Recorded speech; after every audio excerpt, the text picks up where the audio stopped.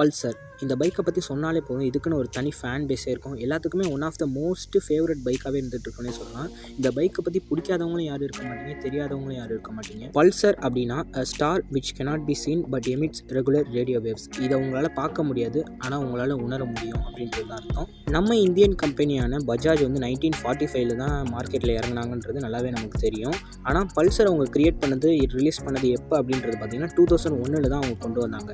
ஆனால் 2007 நம்ம பொல்லாதவன் படம் வந்ததுக்கு அப்புறமா தான் பல்சர் சும்மா தெறிக்க விட ஆரம்பிச்சிச்சு சேல்ஸே. பொல்லாதவன் படம் பார்த்ததுக்கப்புறம் பல்சர் வாங்கி கொடுத்தா தான் காலேஜுக்கு போவேன் அப்படின்றது சொல்லிட்டு நிறைய பேர் சுற்றிக்கிட்டு இருந்தாங்க. ஏன்னா பல்சர் அப்படி ஒரு தாக்கத்தை கிரியேட் பண்ணுச்சு. பல்சரில் அந்த 2 கண்ணை மட்டும் பாருங்களே.